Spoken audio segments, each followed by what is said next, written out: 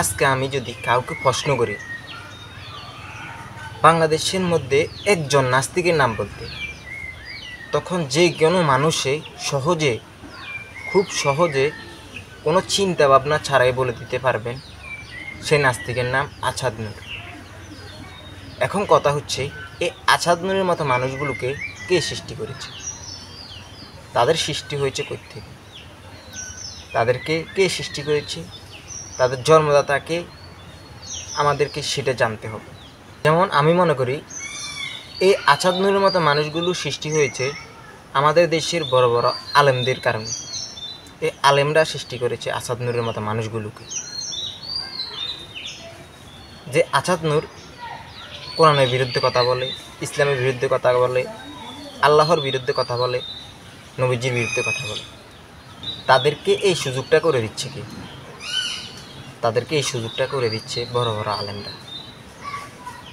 যেমন তারা একজন আলেম আরেকজন আলেমের বিরুদ্ধে কথা বলে, একে অন্যের বিরুদ্ধে লেগে আছে। তারা মাহফিলে যে কী পরিমাণ তারা টোল করতেছে, একজনের বিরুদ্ধে একজন কী প্রকার কথা বলতেছে, তাদের যে আচরণ, আমি মনে করি তারাও আছাদ নূরের চাইতে কম না। তারা একে অন্যের সাথে যেরকম ভাষা ব্যবহার করে, আমি মনে করি তাদের এই ভাষা ব্যবহারের কারণে আছাদ নূরের মতো মানুষগুলো সৃষ্টি হয়। এই আছাদ নূরের মতো নাস্তিকরা বাজে মন্তব্য করতে পারে ইসলামকে নিয়ে। এই আছাদ নূরের মতো মানুষগুলো সৃষ্টি করেছেন আপনারা, আপনাদের মতো বড় বড় আলেমরা। আপনারা ইসলাম নিয়ে আপনারা ব্যবসা করেন, আপনারা ইসলাম প্রচার করতে আসেন, আপনারা একে অন্যের বিরুদ্ধে কথা বলেন।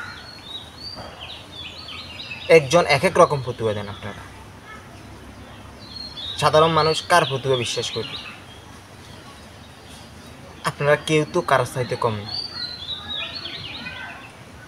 কেউ কাউকে বলেন টিকটক হুজুর, কেউ কাউকে বলেন ইউটিউবের হুজুর, কেউ কাউকে বলেন ফেসবুক হুজুর। এটা কি? আমরা ইসলাম সম্পর্কে পরিপূর্ণভাবে বুঝি না যারা, আমরা আপনাদের কাছ থেকে কিছু শিখব। আপনারা আমাদেরকে এইগুলো কী শিখাতেছেন? আপনাদের কাছ থেকে আমরা কী শিক্ষা গ্রহণ করতেছি? আজকে আমরা ফেসবুক ইউটিউবে ঢুকলেই আপনাদের এগুলো দেখি। আপনাদের এগুলো দেখার জন্য কি আমরা ফেসবুক ইউটিউবে ঢুকি? আমরা ভালো কিছু শিক্ষা গ্রহণ করার জন্য আপনাদের ওয়াজ শুনতে চাই, কিন্তু আপনারা কি করেন? আপনারা সেলিব্রিটি হতে চান, কে কাকে পার করে যেতে পারে। একজনে ফতুয়া দিছে, না এটা মিথ্যা, এটা সত্য না। আরেকজনে ফতুয়া দিছে, না এটা এইভাবে হবে না, এটা ওইভাবে হবে। এইটা কেমন কথা? আল্লাহর কোরআন, আমার মনে হচ্ছে আল্লাহর হাদিসকে আপনারা, কোরআন হাদিসকে আপনারা পরিপূর্ণভাবে পরিবর্তন করে ফেলেছে।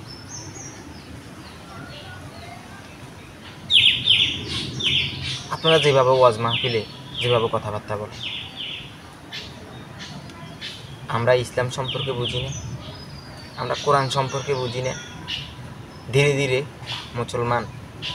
মুসলমানের ঈমান নষ্ট করে দিচ্ছেন আপনারা। আমরা কার কথা বিশ্বাস করি? আপনারা কে সত্য কথা বলেন? কীভাবে বুঝব? এই হুজুর বলেছেন ওই হুজুরের কথা, ওই হুজুর বলেছেন ওই হুজুরের কথা, এই বলেছেন এইভাবে হবে, ওই বলেছে ওইভাবে হবে। এখন আমরা যখন যাই, উনি বলেছেন এই কথা, চাই উনি কীভাবে এটা ব্যাখ্যা দিয়েছেন সেটা শুনতে চাই। আবার ওই হুজুর এটা বলেছে, তিনি কীভাবে ব্যাখ্যা দিয়েছে।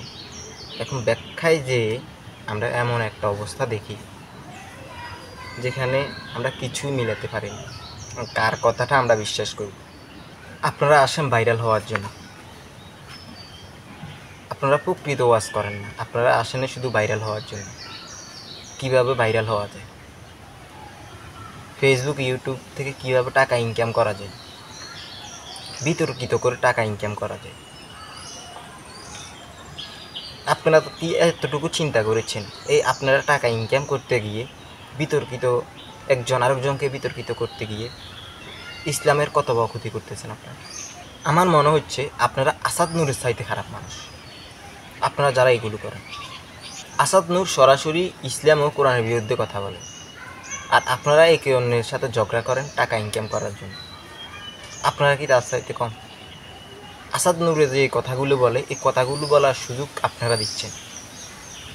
আমি গতকালকে একটা আসাদ নূরের একটা পোস্ট দেখেছি, ওইখানে সেইগুলো নিয়ে হাসাহাসি করে। এটা কার কারণে হয়েছে? এটা কি আমাদের কারণে হয়েছে, না এটা আপনাদের কারণে হয়েছে? এখন আমার এই কথাগুলো শুনলে হয়তো আপনারা মনোকষ্ট নেবেন, অনেকে অনেক প্রকার কথা বলবেন। ইসলাম হচ্ছে শান্তির ধর্ম, আর এই শান্তির ধর্মকে নিয়ে আপনারা ব্যবসা করে চলেছে। কোরআন হাদিস নিয়ে আপনারা ব্যবসা করেন। যুগ যুগ ধরে আল্লাহ পাক রাব্বুল আলামিন শত শত নবী রাসূল আমাদের মাঝে প্রেরণ করেছেন, সেটা কেউ অস্বীকার করে না। আসাদ নূরের মতো মানুষরা সেটাকে অস্বীকার করে। আর আপনারা কি করেন?